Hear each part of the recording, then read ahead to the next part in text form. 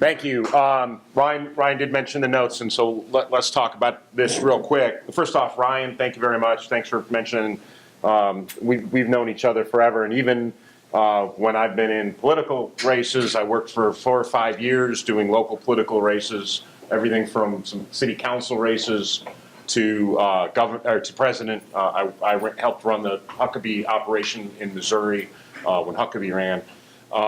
To then going into policy job, I worked for 2 years. The last 2 years of Mayor Funkhauser's term, I came in to his term to kind of try to right the ship a little bit.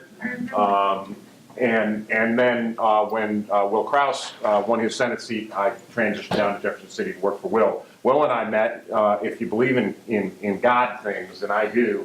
I moved to Missouri in 2004, and the first thing that I did in my head, I lived in DC, but I didn't work in politics, I was in sales. But first thing in my head is, I gotta get back into politics. And so I met somebody who invited me to the Jackson County Lincoln Day dinner. My now wife, then fiance, and I sat down at the table, and 2 other people at the table were Will and Carmen Kraus. Will had just gotten back from Iraq, from his year-plus long tour flying Chinook helicopters in Iraq, and had already filed the run for state representative. I had moved here without a job. I moved here because my fiance lived here, and so I said, hey, if I can help you out a little bit, I'd be more than happy to do that. Write some press releases, whatever it is you need me to do. And he said yes, and that launched my political career. Long story short, he took out an incumbent Democrat in a Democrat district, was in the House for 6 years, then ran for Senate, ran against the person who at the time was the president pro tem of the Senate, and was not expected by anybody to win that race, but as the more conservative candidate in a very conservative district, he won that race and has been in the Senate and was just reelected with no opposition this last November. So that's important. Also want to thank Senator Lamping. Senator Lamping brought a lot to the Senate. Conservative principles, leadership, good ideas. In fact, he doesn't get anywhere near as much credit for this as he should, because my boss and Senator Schmidt steal most of it. But he was instrumental in the tax cut. The first tax rate cut in over 90 years happened last year. Senator Lamping served on the Ways and Means Committee with Senator Kraus and Senator Schmidt, who had the 2 big pieces of that legislation, but added a 3rd piece to the legislation that allows our way too low caps to rise with inflation, which will essentially mean that eventually, as those caps raise, people will lower into lower tax brackets. And that alone will save everybody money as we get down the road. So Senator Lamping, thank you very much. The other thing that he brought to the Senate is one of the best chiefs of staffs in the building, Janae Newstead. And I mention her because the presentation that you're looking at in front of you, she wrote and then gave me permission to just use. She gave this same presentation in St. Louis the last time that they had this forum over there. And then I talked to her in the hall this week. She's now chief of staff for Senator Bob Onder, another good stalwart conservative. And so I talked to her, asked her if I could use her presentation. She said, yeah, do that, but here's what I did. And I think her idea of how to run this actually works great, so I'm going to do it too. And that's to use the Senate website. And so you have that as information purposes, but I'm going to focus on the website. And the reason is, first off, I think it's a pretty good website. But when you want to know about what to do next, everything is here. Everything that you need to know is here. So I'm going to spend most of my time on the Senate website. And we're just going to go across this line here where it says senators, legislation, session information, and that type of thing, because all the information that you're going to need to know is there. So let's just take a look at a list of senators real quick. You can find any senator's information here. Clicking on them will link you to their website. All right, so you can go find out what their office number is, what their phone numbers are, who their staff is, all the contact information. I'll just randomly pick one here. So you can see the staff on the bottom left there, myself and Chris Sutherland, the office information. Most senators have information for how to sign up for their legislative newsletter. We often have surveys. There's our press, our media. There's a link up here for our press releases, weekly columns, that type of thing. So you can learn a lot about the people that you're going to target. And Senator Lamping covered it very well. If you're going to file legislation or you want to stop legislation, you need to talk to these people. Knowing who they are and understanding what they've done in the past and where their views are is really important. And taking that extra 5 or 10 minutes to sit down and look at their website and figure out who they are. Who are you going to be talking to? Where do they come from? What's their perspective? I think is real important. So that information is all there for you. It shows you what committees on the bottom that senator is on, and you can see where they have the most influence. Because, you know, like we had somebody talk to the senator the other day about the education bill that's currently being pushed through, the education transfer bill, and the answer is until that gets to the floor, Senator Kraus is probably not going to spend a lot of time looking at it because he's not on the education committee. We could. People ask us to take positions on bills all the time that are in another committee. Well, certainly Senator Kraus, both from a personal, principled relationship, but also from a constituent relationship. What do his constituents think? Has conceptual ideas on whether he likes or doesn't like something. But just because, and we kind of talked about this before, just because he might not like the concept of a bill or like the concept of a bill, until that bill gets to the floor, and he can really see what's in it, or what's added to it, or what's taken out of it, it's really hard to have a position, a yes or no, clear-cut, crystal position. So asking a senator to take a position on a concept is nice, and it might feel good, but really when the rubber hits the road is on the Senate floor, when you're debating that final bill, and amendments are being added, or substitutes are being offered. We'll talk a little bit more about substitutes in a second because they're real important in today's process. Until that happens, it's really hard to pin them down. But knowing conceptually, you can find that here. There are 34 senators. As John mentioned, each of them about 180,000 people. The bulk of the districts are pretty well aligned, either very conservative or very liberal. In other words, there are not a lot that are up for play. There are some, Senator Lamping's former district, Senator Sylvia's district here in Clay County, Senator Schaefer's district in Boone County are all fairly close districts. There are others that we just won a district in Jefferson County that's going to be a fairly close district, but most of them are heavily aligned one way or the other. The one thing I will tell you, and this is very important, is that all of these senators are elected by their constituents to represent their point of view.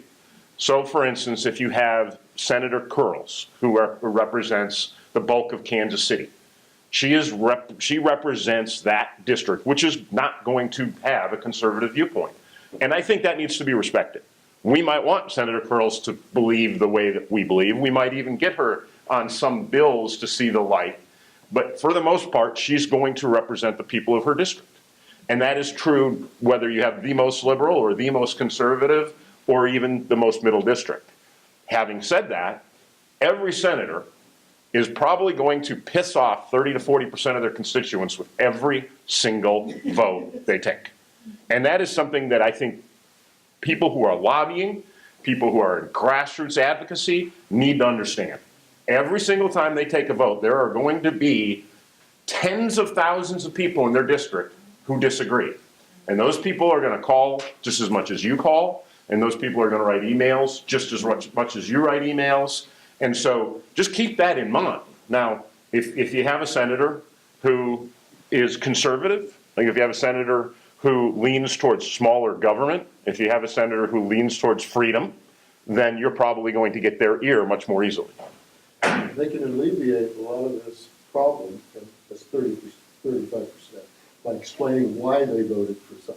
I don't disagree. One of the best people at the federal level is Representative Justin Amish, who explains every single vote on his Facebook page. And I like that concept. I will tell you, you can get as much backlash, as particularly because there are a lot of people who are one-issue voters. And if on that one issue he votes the other way, even if 99% of the time he's with you, that can cause a problem as well. Mary?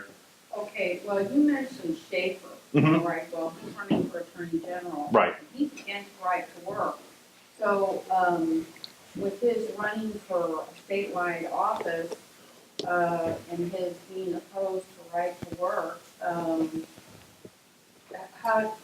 you know, you're saying that he represents his district, and I know his district's a heck of a lot better than Ryan Sullivan's district, which is crappy. What do you have to say about that? Anything? I think that each individual senator has a choice to make on every vote that they take. That choice is, do I stay with whatever my principled position is, or if my principled position disagrees with my constituents on this vote, each time, one at a time, do I go with my constituents on this vote? And I think that's often a harder choice than most people can imagine. And I'll give you an example. Senator Kraus, when he was in the House, represented a Democrat district. And there were votes that he took that supported his constituents, because that is his job. And then there were other votes where he said, no, my principles, my conservative principles won't let me take that vote. If you looked at his record of voting in the House, I think he may have gotten a B or a C, maybe less, on a scorecard like the one that Missouri Freedom Alliance puts out today. But it would have been because he was representing those constituents, all right?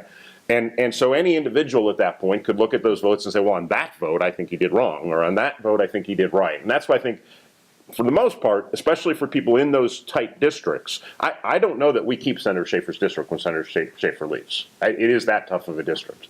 Well, if it's running for Right. statewide- So I'm not, well, and he's termed out anyway, whether he was running for the statewide is really immaterial. He's termed out, and that will be a tough district to keep. For people in those tight districts, I think that, I don't want to say you have to give him leeway, I think you should still lobby him. I think you should still push him. I think you just need to understand that those are the decisions that go into somebody's mind. So let's go back up. So your senators are the people, and the people can be, you can learn more about the people with the senator tab. The second thing we're talking about is legislation. And this legislation tab is a wealth of information.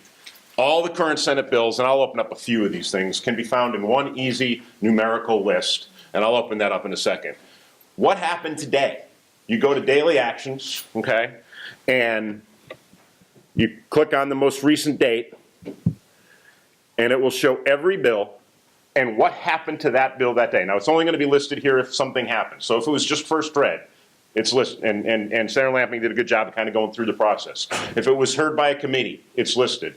If it was debated on the floor, perfected, it's listed. If it was third read and passed to the other body, it's listed. And there are links to all of the bills and the sponsors there as well. So if you are following a bill carefully, I highly recommend that every day you go to the Senate website and look up the daily actions and see if anything happened with your bill that day. That's the one spot you can go to very easily, okay? Also, under that tab, you can do bill searches by topical index. So if you're working on a bill that has to do with education and you want to see who else might have filed a similar bill, you can type in education and find all the bills that are, and there are other ways to do that too. All the bills that are related to education, or all the bills that are related to union issues, or all the bills that are related to property issues, or whatever it is that you're looking, you can learn the words that you'll find most in those bills and go to that topical index and find all of those bills. Mark, where is that? I can't. It's under legislation, Legislation, and does it say subject? topical index. Topical, okay. Topical index, sorry. Okay. Okay. You can also find what bills have already been truly agreed. Later in session, when both bodies agree on the same version of the bill, that is called truly agreed. That now goes to the governor's desk.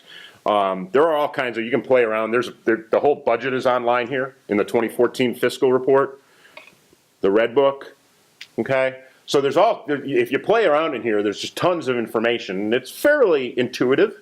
It might take a little bit of work, but it's fairly intuitive. But I want to go into the Senate bills here.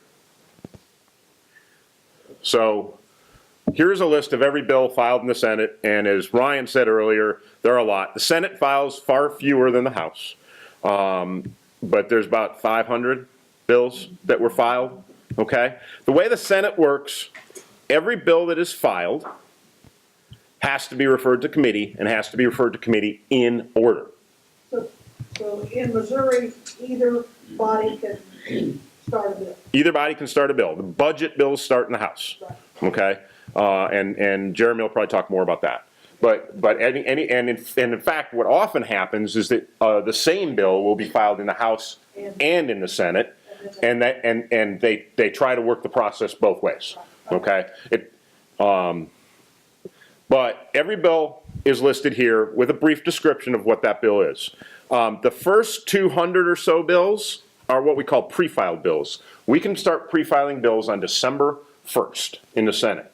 Now, the House has changed their rules some in the last couple of years and really changed their rules this year. But it used to be that in the Senate, it was way more important to pre-file a bill. The reason is because they have to be referred in order. If you pre-file a bill in December, you get a low bill number, and because they have to refer in order, you're going to get a hearing, or at least a chance for a hearing, because Senator Lamping's right, the chair doesn't have to hear a bill, but you're going to get the chance to get a hearing early. Now, Senator Krause early on made it very clear he wanted to pre-file most of his bills. So I usually spend August and September and October working with our research staff, and I'll talk more about them in a second, to get those bills ready to go so he can pre-file them, and you can file basically 3 bills a day. You can actually file more than that, but you can file about 3 bills a day on December 1st, okay, for each senator. And then they're filed in seniority order, so that the member who's been there the longest gets the lowest bill numbers, okay? So on the first day, you'll have, not every senator pre-files, but you'll have 3 from this guy, then 3 from this guy, 3 from this guy, 3 from this guy. That's how the bill numbering works, okay? But that allows, the first thing the pro tem will do in early January is start referring like the first 50 bills. Well, if you're in that first 50, you're going to get an early hearing because the committees don't have much else to do other than to hear those bills.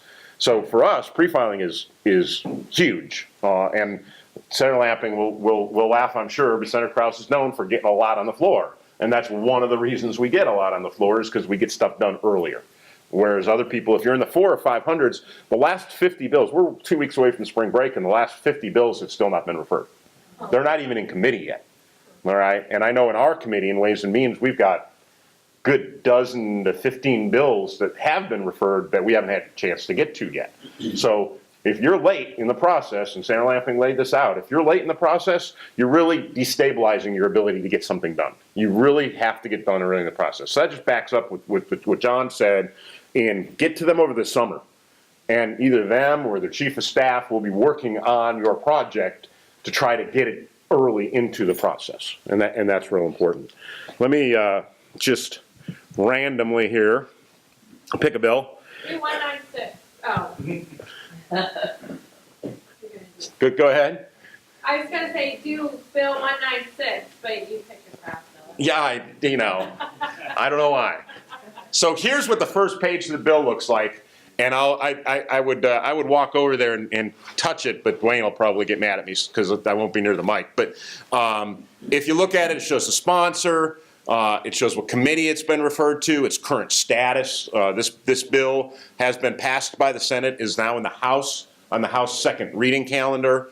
The nomenclature just below that, where it says title, Senate bill is SB, all right? If you have a committee substitute, in the committee, if it's been changed, it will have what's called a committee substitute. That's Senate Committee Substitute, SCS. If you go to the floor and then have another substitute to change it again, that's called a Senate substitute. So every time it's changed, it will be reflected in that title. So SS, SCS, SB 18 would be a Senate substitute for the Senate Committee substitute for the Senate bill. All right, so every time there's a change, it's in the bill. And we'll talk about that more here in a second. And then the current bill summary. Now, the bill summaries are written by a nonpartisan research staff, all right? I'm going to talk more about staff in a second here because I think that's real important. But they're written by a nonpartisan research staff. And so this is as nonpartisan as it can possibly be. This says, what does this bill do in a quick summary, all right? If you go here, you can look at the full bill text. It will show you how it was introduced. It will show you what the Senate committee substitute looks like, and it'll show you what the perfected version looks like. What came out of the Senate is what's called the perfected version. If you look at all actions, you will see what dates, what everything happened to it. So if you're following a bill or a group of bills, again, this is a must go to on a regular basis to see what is happening with your bill. If there were amendments or substitutes, you can go in and see those amendments, and then you can go over here and click on them and view them, okay?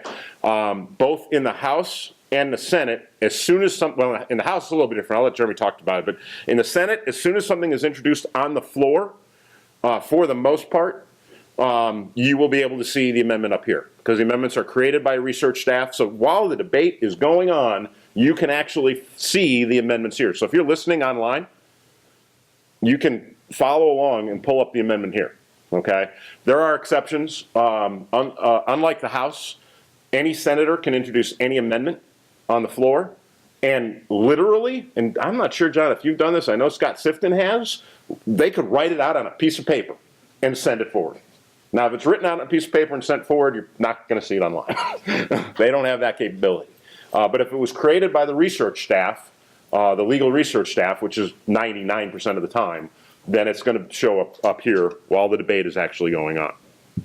And then it will show, if there's an amendment, it will show whether it was defeated or passed as soon as that happens. So, you have the summaries for all the different versions of the bill as it goes on, introduced, the substitute, the perfected version. And then up here is one of the most important things, and that's the fiscal note.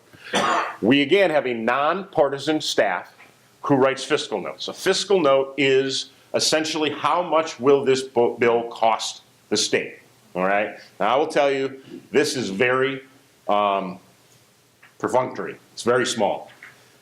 It basically only tells you what the immediate impact to the state will be. For instance, if you create, I doubt your bill had, but you talked about had a fiscal note, the guide dog. But let's just say that the Department of Social Services said, in order to implement the rule, we're going to have to hire another staffer. That staffer costs $35,000. The fiscal note on the bill is $35,000. Okay, and so each department gets the opportunity to weigh in how much they think that will cost. Cities, counties, other entities, public entities have a chance to weigh in to say how much a bill will cost. That is all compiled by a nonpartisan staff. They put it all together, and then they create a fiscal note. Go ahead. Does it have a component in the fiscal report of what it will cost citizens? Well, the state is the citizens. Well, but individually, like sales tax. It does not, because it does not, is the answer to that question. That's what pretty much ends up on the ballot, right?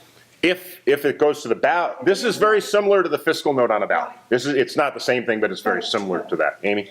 I have a question. Is there a way you can find out the source of the bill? Like, for instance, our property rights bill comes from a particular organization. It's Right. not a legislature. You'd have to ask the individual senator, and they would probably tell you. I will tell you where our bills come from if you want to know. Most of them are constituents bringing the bills to us. Occasionally, we take a bill from a department, if the Department of Revenue or the Department of whatever wants to make a change, and we think we can use that bill to get something else done, we may take the Department of Revenue bill. And yes, occasionally, I know it's a bad word, but lobbyists come up with good ideas. And so occasionally, we take those from lobbyists. Yes, sir. You said that different groups, departments have an opportunity to add their cost expenses. To weigh in, yes. To weigh into it? Yes. Is there a requirement, is there an incentive not to include their costs? No, actually, usually it's the flip. Because we've got a Republican General Assembly with supermajorities, and we have an administration who is run by a Democrat, the fiscal notes are most of the time blown up as big as they possibly can be. They add costs that you would not even believe, because they want to make the bill look bad. All right? They want to put a big number on there so they can come out and say later, look what the Republicans did. They just cost the state X number of dollars. And that happened on our tax bill. The fiscal note on our tax bill was ridiculously high. Nowhere near what it will be in reality. We put a trigger in the tax bill that says it won't take effect unless we meet a certain revenue number. They ignored that. They completely ignored it.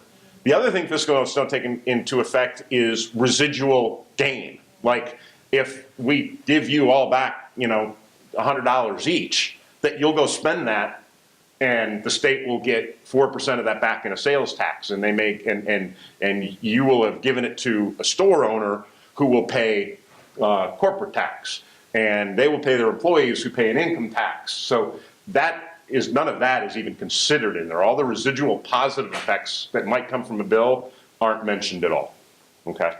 So this is a pretty simple one, but a fiscal note, this is what a fiscal note looks like. Fiscal note is mandated by statute to look at the next 3 years and say about how much we think it'll cost.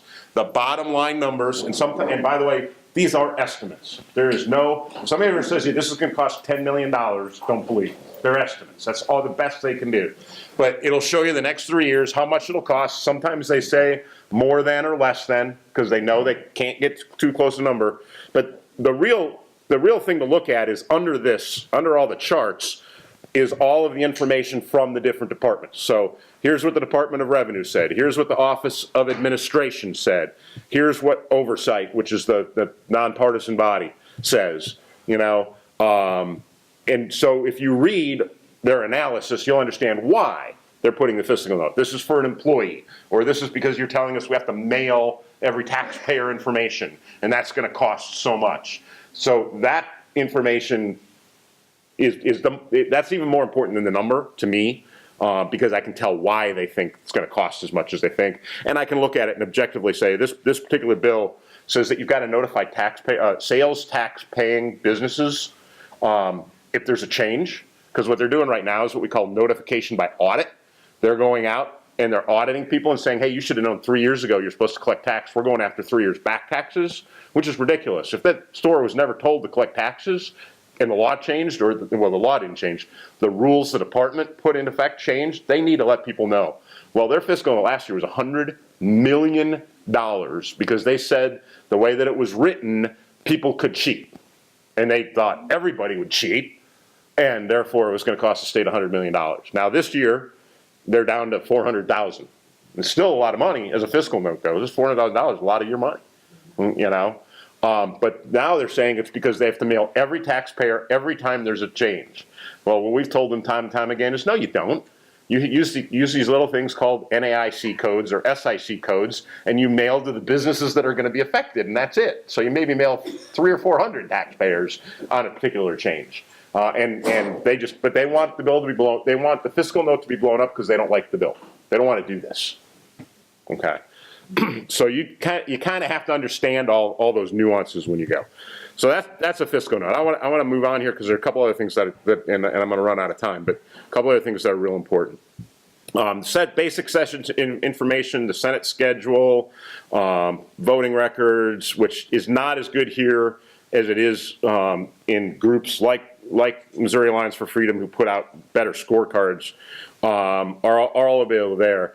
Under general information, the one thing I want to talk about here is real quick is staff. You need to know a couple things about staff. One, in the Senate, there's 2 staff members. In the House, there's only 1. In the Senate, there's 2 staff members generally, and each senator is like got his own office and his own budget, and can divvy up that budget any way he wants. In the House, the staff member is generally paid for out of a one budget, big House budget, and they have rules for how much you make each year, and you move up every year you're there. It's more of a civil service number than anything. In the Senate, the senator can choose their staff. They can choose how much to pay their staff. Everybody runs it a little bit differently. Some have 2 evenly paid staff members. Some have a higher paid and a lower paid. The division of duties is different in each senator's office. In our office, I handle most of the legislation, the media, work on policy issues. And we have another person who does constituent services, runs the calendar, office stuff, you know, that type of thing. But it's different in every office, all right? And you need to know in the offices that you're going to visit and talk to which person really handles legislation. Who's got the senator's ear? Because you're not always going to get to the senator. It'd be nice if you could, but particularly when you're not talking to your own senator, chances are you're going to talk to the chief of staff or the legislative director or whatever the title is of the person in that office that's handling legislation. All right, you're going to get more time with that person than you are with the senator, particularly if it's not your own senator. They've got their constituents down all day, and they're gonna go to their constituents first before they go to outside people. all right? So get to know who those people are. Walk in the office, call the office and ask, you know, who works on legislation? And usually it's just one person for the most part. And get to those people, that's important. The other thing you need to know is that as a whole, the Senate has several nonpartisan groups that help us. Legislative research staff, a group of lawyers, nonpartisan, they write the bills. Now, when I say they write the bills, I may get a bill that senator says, hey, make this happen. And I sit down and I look at statute and I write it. I figure it all out and I hand it to them. They make sure that it's legally accurate. They make sure it doesn't conflict with another statute. They make sure it doesn't conflict with federal law. What they don't do is they don't come back and say that's a bad idea. You know, they will write whatever you ask them to write, and that's their job. All right, and they're a great bunch of people. They really are, and they write for both the majority and the minority. So whoever brings them something, that's what you get. Okay. The other is a communications office.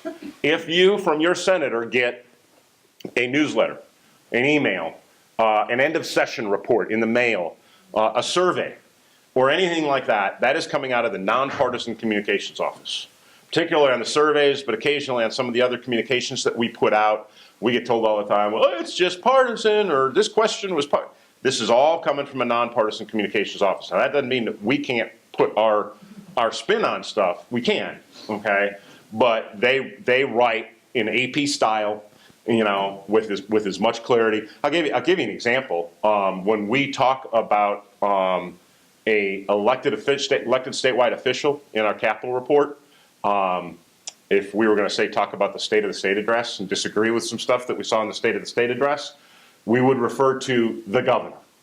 But we are not allowed by that staff to refer to the governor by name, particularly if we're going to say something negative, okay? Because they're trying to keep it civil. All those communications civil, all right? The House operates a little bit differently with their communication staff, but I kind of like it. The only thing I disagree with them is they won't allow us to put social media in our communications, so we can't say what our Twitter account is, or we can't say what our Facebook account is, because they're not sure how we're using those accounts, and they think we may use them for campaign purposes, and they won't promote it from the state using state dollars if we then turn around and use it for campaign purposes. So I think most of the senators have an account for the Senate, and then may have another account for their campaign. So I think we can get away with doing that. So that's another staff, the communications staff. There's a whole bunch of support people, and in fact, probably the most important person in the Senate for the last 30 years, she just retired last year, was the Secretary of the Senate. Terry Spieler had been there for 30 years. She knew every rule. She knew the history. You know, when you're on the floor and there's a question as to whether somebody can do something procedurally or not, she knew it. And everybody went to her for advice. So she had, I don't know, she would kill me if I used the word power, but she had a lot of influence because everyone would go to her and say, okay, if I have to do this, if I want to use this tactic, how do I do it? You know, to make sure that they got it right. So there is a lot of other people that influence what happens. I want to, so that's pretty, well, there's one other quick thing I'll show you over on the side here. I'm not going to be able to have time to go deep into it, but there is a live debate link here, so you can listen online to the Senate. We also provide a link for the Little Brother House. There's the calendar, the current calendar, and I'd love to kind of be able to explain formal versus informal in that, but I unfortunately, I don't think I have enough time today. Generally, when a bill comes out of committee, it goes on the formal calendar, and the rule is that you have to go down the formal calendar in order. So if I scroll way down, all these first things, this Senate Bills for Perfection calendar, this is what's on the calendar that we will debate next. And our rule in the Senate is you've got to debate the next bill on the list, all right? Now, the floor leader may go to that sponsor, Senator Romine, and say, Senator, I want you to lay the bill over. I want you to bring it up and then lay it on the table, all right? And nobody's ever said no when the Senate Majority Leader asks you to do that, because you're going to want that bill to come back up. You don't want to be fighting with the guy who controls the floor. So they may want to get to a specific bill, okay? They may want to get to the Common Core bill, or they may want to get to the tax bill, or they may want to get to a priority and they have you lay it over. Well, when it gets laid over, it goes on what's called the informal calendar, and that starts right here. And then you'll see 5 or 6 bills on the Senate Bills for Perfection informal calendar. When they're ready to go to that, when the floor leader's ready to go to those bills, they can be brought up in anywhere. The floor leader just directs whoever's the acting president on the dais to call on a certain senator and bring their bill up. So we can always go back to those easily, which is why people don't mind them being laid over. If it's a priority bill, they'll get their time. I want to talk a little bit about floor, and I think this is important and really kind of off the screen. There are 3 ways that you can deal with a bill you don't like in the Senate. The first way is to say no, which is essentially vote no. Okay? And the second way is to say heck no, okay? And try to kill the bill by spending some time on it. All right? Oftentimes, the floor leader will give a bill an hour. That's it. And if you can't get the bill passed in an hour, you're done. He's going to ask you to lay that bill over. Now, if we have time later in the session, we might come back to it. But there are other people trying to get other priorities done. So we can't spend 2, 3, 4 hours on every bill.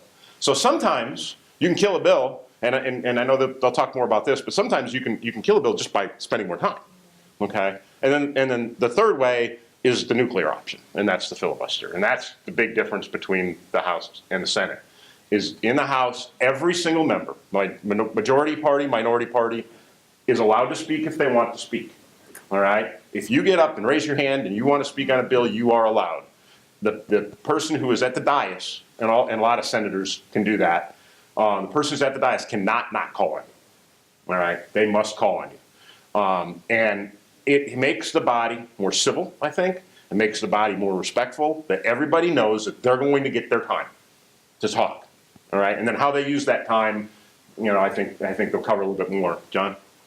Yeah, and I think it's really important that the takeaway today is that one senator cannot kill a bill. That's right. One senator can't.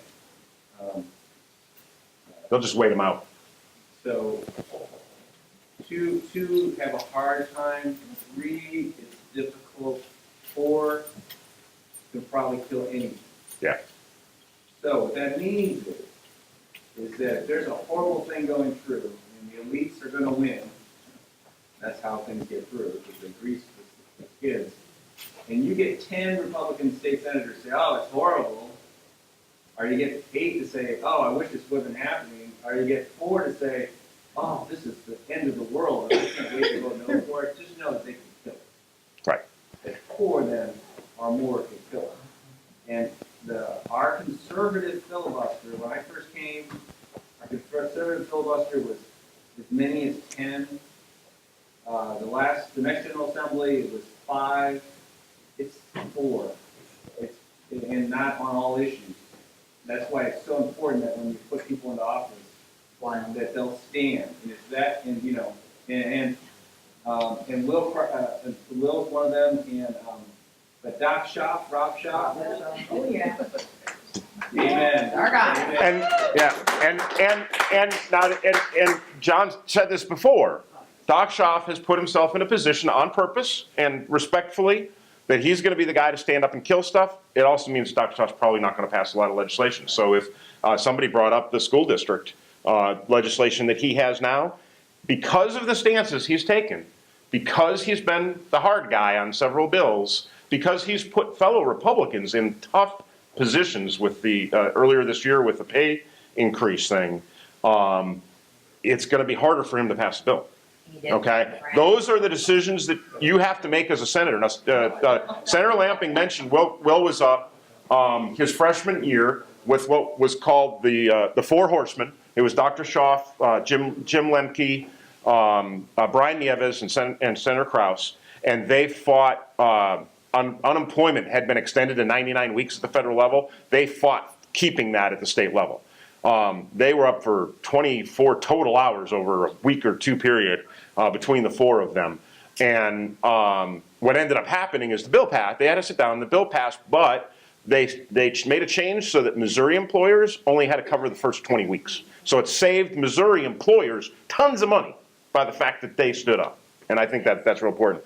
I'll close with this. The reason that I came up with that 3 different levels, you have to not just fight to get your senator to agree with you, but you have to fight to get their passion from no, I'm going to vote no against it, to heck no, to, blow the place up no. All right? And not every senator is always going to be that passionate on the same issues that you are. They might be, all right?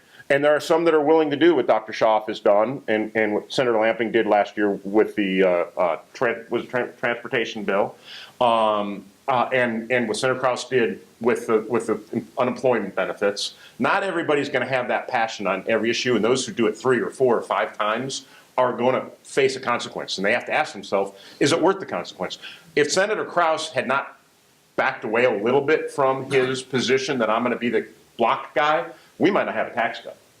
One of the reasons we have a tax cut is because Senator Kraus built trust within the body, and we were able to get that bill through without the fact that when SB 509 was on the floor for the 2nd time last year, Senator, I think we were up for maybe 45 minutes, and then the Democrats sat down. Trust issue. So there's a lot of interplay here, and it's really important to kind of understand that. Let me close with this. The Senate tends to be the more deliberative body. Things tend to move through it much slower. Not everything gets through it. There's less amendments added. There's less people to add amendments, to be honest. And so if you want a lot of influence for your legislation, either for or against, definitely get to know your senator. And if your senator's not the right person, if you live like I do in a district, I'm represented by Senator Lavoda, so I can't go to my senator, and he's not going to listen to me very much, then find somebody else close to you that will take up your cause. Because that is where probably the most influence happens. That 5-to-1 that Senator Lamping talked about makes the senators much, much stronger. So that's all I have. You got time for a question or two? Or? Yeah, anybody? Questions, Mark? Dwayne. You feel it's more important to build a relationship with the senator or with the senator's staff? I think for most people, you want to have a relationship with the senator's staff, and then you can build a relationship with a senator from that. And again, because we got 180,000 constituents, he can't have a relationship with all of them. But if you get to know the staff in the Senate, the staff in the Senate has more influence than the staff in the House. It's just a matter of fact. So now, if your issue is important, you're going to get to meet with the senator eventually. But for every 10 minutes that you could get with Senator Kraus, you could probably get a half hour with me. So at that point, that's your call. Which would you rather have? Any other questions? Yes, ma'am. So, I guess, the conflict I see is like, is it better to put someone in that is going in as not as a lifetime position that cares about what, the majority of his constituents are asking, or you have the person that wants to be popular, among everybody or whatever. I guess it takes give and take on both. I see what you're saying, Yeah. because I know I met with Roy Blunt like years ago, and he said, well, 80% of the time I'm going to vote the way that you want me to. Right. Well, the only person who's going to vote 100% of the way that I want to vote is me, and I'm not running for office. So please understand, no, you are unlikely to find anybody who's going to be with you 100% of the time. Right. Very unlikely. All right. I think that there's room for both, and I know that's kind of an unequivocal answer, but I think there's room for the chargers like Senator Schaaf and Senator Kraus and those type, and then I think there's a time for people who can be the compromisers. You are in a legislative, not executive body, and so if you don't compromise at all, you'll never get anything done. I mean, Rob Schaaf is a doctor, and he's like, we're very fortunate. We have, wonderful leadership. The majority of our leadership is strong, Right. But, in Platte County. But, he's put himself in a position now and where it's going to be difficult because so much of the body is angry at him. Is that what you were saying now? Yeah, I don't know if angry is the right word. Listen, it is. Every choice has a consequence. And some of the consequences are tough. But I'm really proud of him for I- standing. and I'm not saying you shouldn't be. Issues that, you know. And listen, what Dr. Schaaf did earlier with the pay vote worked, right? But it had the potential to put the whole Senate in a very difficult position. He wanted to PQ at the beginning of the term. And if we would have, first off, Republicans would have had to vote yes. Yeah. Okay, so that was him putting people in a tough situation. They would have had no chance to vote, no choice but to vote yes on the PQ.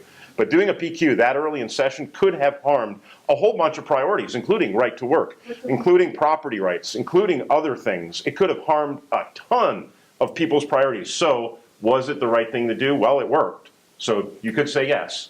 But if it hadn't worked, you know, so he took a gamble on this one. He won, but people weren't necessarily thrilled with the gamble, and that's, listen, everything. I've been in business 20 years, and then this for 10.